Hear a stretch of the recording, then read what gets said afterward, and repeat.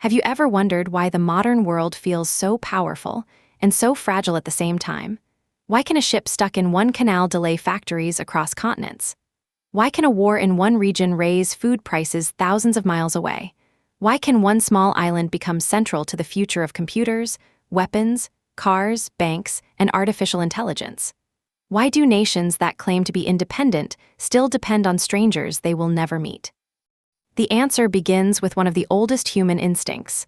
Not war, not conquest, not politics, not even money. It begins with exchange. One person looks at another and says, "I have something you want. You have something I need. Let us make a deal." That simple sentence may be one of the most important sentences in human history, because from that sentence came markets. From markets came specialization. From specialization came wealth. From wealth came cities. From cities came states. From states came empires. And from empires came the global system we live inside today. This is the story of the invisible deal that built civilization. Before we begin, if you enjoy deep stories about the forces that shape nations, markets, and empires, make sure to like this video and share it with someone who wants to understand how the world really works. Because today, we are not just talking about economics. We are talking about the hidden engine of history. We are talking about why human beings became different from every other creature on Earth. Animals cooperate. Wolves hunt in packs. Ants build colonies. Bees create hives. Birds migrate together across impossible distances, but animals do not build stock exchanges. They do not sign treaties. They do not create supply chains. They do not negotiate contracts. A dog may want another dog's bone, but no dog calmly says, "Give me that bone today, and tomorrow I will guard your shelter." A wolf does not trade future meat for present protection. A horse does not rent land. A hawk does not outsource nest building. Animals may share, they may steal, they may dominate, they may beg, but humans bargain. And that difference changed the destiny of our species, because humans are not strong enough to live alone. Not truly. A single person cannot grow all their food, build all their shelter, sew all their clothes, make all their tools, defend all their property, educate all their children, heal every disease, and invent every technology needed for a comfortable life. Human beings are intelligent, but incomplete. We are powerful together, but limited alone. And so civilization begins with a problem: I need more than I can personally produce. And it answers that problem with a bargain. If you help me with what I need, I will help you with what you need. That is the foundation of exchange. And exchange gives birth to one of the most powerful ideas in history, the division of labor. Imagine an early tribe. Everyone needs food. Everyone needs shelter. Everyone needs tools. Everyone needs clothing. At first, everyone does a little bit of everything. Everyone hunts. Everyone repairs. Everyone builds. Everyone survives. But over time, differences appear. One person becomes better at making arrows. Another becomes better at shaping animal hides. Another becomes better at building huts. Another becomes better at finding metal. Another becomes better at repairing weapons. Now the arrow maker discovers something important. If he spends his day hunting, he may catch enough food for himself. But if he spends his day making excellent arrows, the hunters may trade him meat for those arrows. And if he can get more meat by making arrows than by hunting, then his future changes. He is no longer simply a hunter. He becomes a craftsman. His skill becomes his income. His labor becomes specialized. His identity begins to form around his work. The same thing happens to the builder, the tanner, the smith, the farmer, the trader, the sailor, the merchant, the banker, the engineer. And slowly, without anyone designing the entire system, society becomes more complex. People stop trying to do everything. They begin doing one thing better, and then they exchange. This is the quiet revolution that built civilization. Not a single law, not a single king. Not a single empire, but millions of people discovering that they could live better by becoming useful to one another. This is why trade is so powerful. It transforms self-interest into cooperation. The baker does not need to love every person who buys bread. The butcher does not need to personally care about every family that eats meat. The builder does not construct homes because he feels universal affection for strangers. They serve others because serving others also serves themselves. And that may sound cold, but it is one of the most stabilizing forces in human life, because kindness is beautiful but limited. Friendship is powerful but narrow. Family is precious but small. Trade allows cooperation beyond love. It allows strangers to help strangers. It allows people who do not share blood, language, religion, culture, or politics to still become useful to one another. This is why markets are not just places where goods are sold. Markets are systems of organized dependence. They are networks of human need. Every purchase is a small peace treaty. Every contract is a promise about the future. Every price is a signal moving through society. Every trade says, "You value what I have. I value what you have. Let us both walk away better than before." And when this happens once, it is a transaction. When it happens thousands of times, it becomes a market. When it happens millions of times, it becomes an economy. When it happens across oceans, currencies, borders, and empires, it becomes world history. Look at your own life. You wake up in a bed you did not build. You drink coffee grown by people you will never meet. You wear clothes stitched in another country. You use a phone made from minerals mined across the planet, assembled through global supply chains, powered by software written by strangers, and delivered through shipping routes protected by geopolitical power. You may think you are living an individual life, but your daily routine is supported by a civilization of strangers. Farmers, miners, drivers, engineers, coders, dockworkers, factory workers, bankers, merchants, soldiers, administrators, scientists, pilots, sailors, teachers, technicians. You do not know their names, they do not know yours, yet your life depends on them. This is the miracle of exchange. It allows the talents of strangers to enter your life. It turns human difference into common wealth. Without exchange, talent remains trapped. The strong person is only strong for himself. The clever person is only clever for herself. The skilled person benefits only the small circle nearby. But with exchange, talent travels. The farmer feeds the city. The engineer builds the machine. The miner supplies the metal. The sailor moves the cargo. The banker provides the credit. The teacher shapes the worker. The scientist expands the frontier. The soldier protects the route. The merchant connects the system. And together, society becomes more than the sum of its individuals. This is why wealth is not simply about natural resources. Many resource-rich countries remain poor, and many resource-poor nations have become powerful.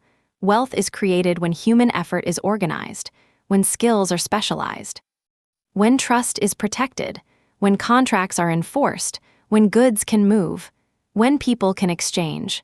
This is where economics becomes geopolitics, because once trade creates wealth, power begins to gather around trade.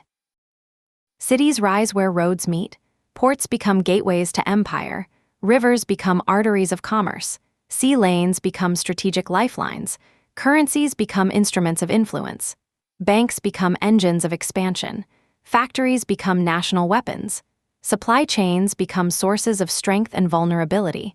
A nation that controls exchange does not only control goods, it controls access, it controls pressure, it controls dependency, it controls choices.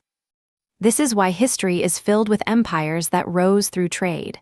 Venice became powerful because it connected worlds. The Dutch Republic became wealthy through ships, credit, insurance, and commerce.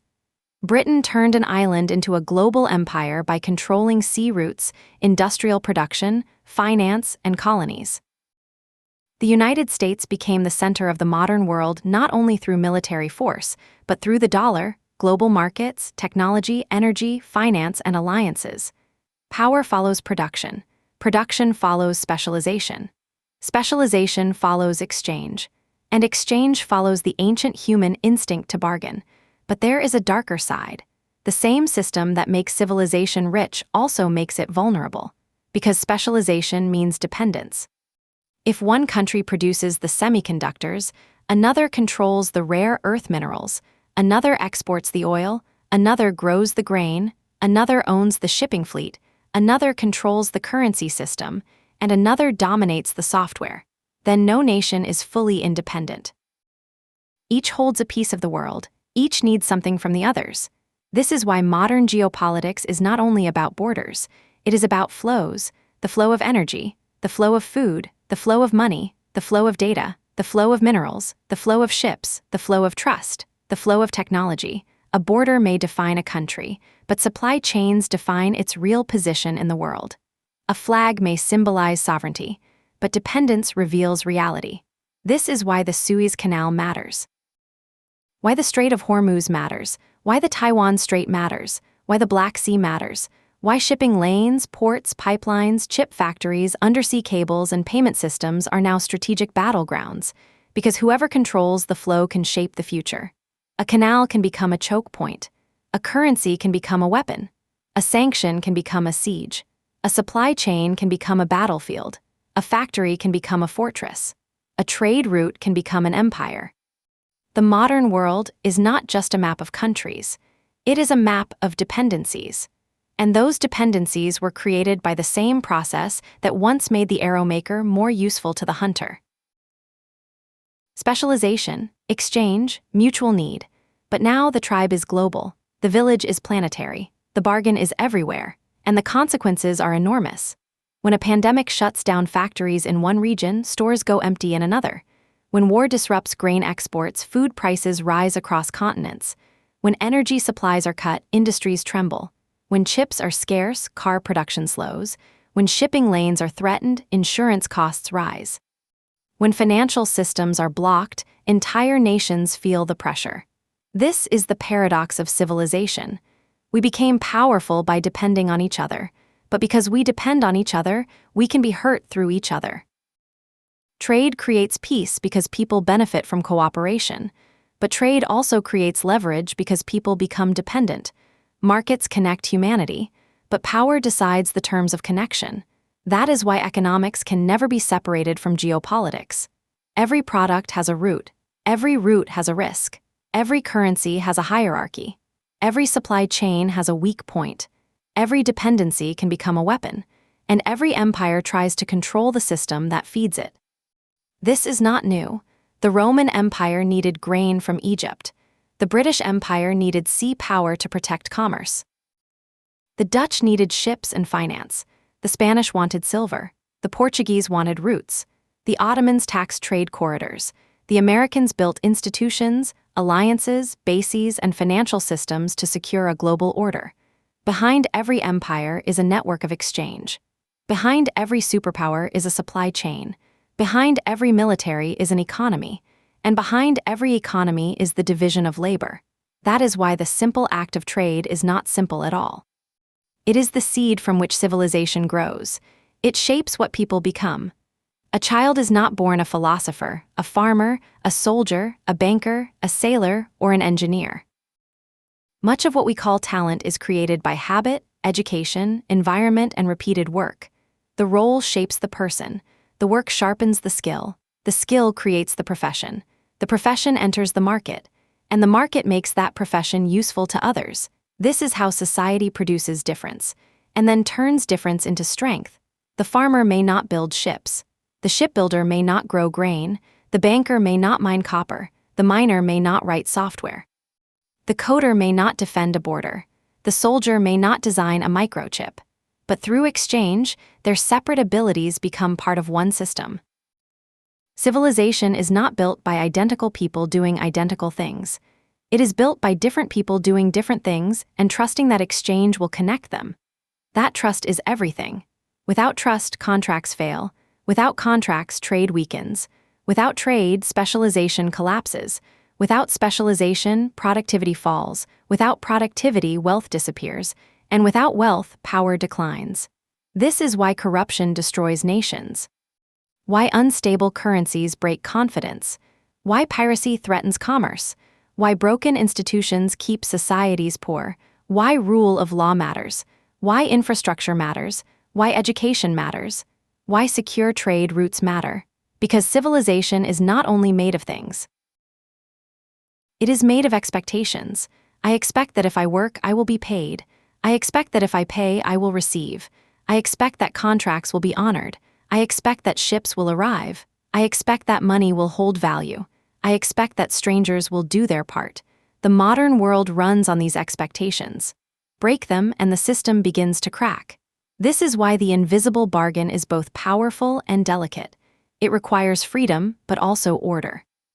Competition, but also rules. Self-interest, but also trust. Ambition, but also stability. Trade does not eliminate conflict. It organizes cooperation in the shadow of conflict. It does not make humans angels. It makes humans useful to one another despite not being angels. That is its genius. And that is its danger. Because when the bargain works, civilization expands. When the bargain breaks, nations panic, factories stop, ships wait, prices rise, alliances shift, wars begin. This is the world we live in now. A world of extraordinary abundance and extraordinary exposure. A world where one country's factory is another country's lifeline. A world where the most valuable territories may not be large, but strategic. A world where chips can matter more than oil, where data can matter more than steel. Where shipping lanes can matter more than armies, where finance can freeze power faster than bullets, and where the future belongs not simply to those who own resources, but to those who control the networks through which resources move. So when we speak of trade, we are not speaking only of business. We are speaking of civilization itself. The human ability to turn need into negotiation, negotiation into cooperation, cooperation into specialization, specialization into wealth, wealth into power, and power into history. It began with a simple bargain. Give me what I need, and I will give you what you value. But over centuries, that bargain became something vast. It became the marketplace, the port, the bank, the factory, the empire, the supply chain, the global order. And now, the future of nations depends on how well they understand it. Those who control exchange will shape the century. Those who depend blindly on exchange may be shaped by others. And those who break exchange may discover that power without connection is isolation. This is the lesson. Humanity did not become rich because every person became self-sufficient. Humanity became rich because people stopped trying to be self-sufficient. We became powerful by specializing. We became connected by trading. We became civilized by depending on strangers. And that dependence is the hidden architecture of the world. So the next time you buy bread, drink coffee, charge your phone, fill your car, send money, order a package, or read news about a distant war, remember this: you are not outside history. You are inside a web of exchange older than capitalism, larger than any empire, and more fragile than it appears. Every object around you has a story. Every story has a root. Every root has a risk. Every risk has a power behind it, and every power is trying to shape the deal. Civilization was not built in silence. It was negotiated. It was traded. It was carried across deserts, oceans, rivers, railways, pipelines, cables, and satellites. One bargain at a time, one route at a time, one dependency at a time. And behind it all is the human instinct that no other creature has mastered like we have, the instinct to exchange. If this video helped you see economics, history, and geopolitics differently, share it with someone who needs to understand the hidden forces shaping our world. Like this video to support the channel. Subscribe for more deep chronicles where history, power, and economics collide.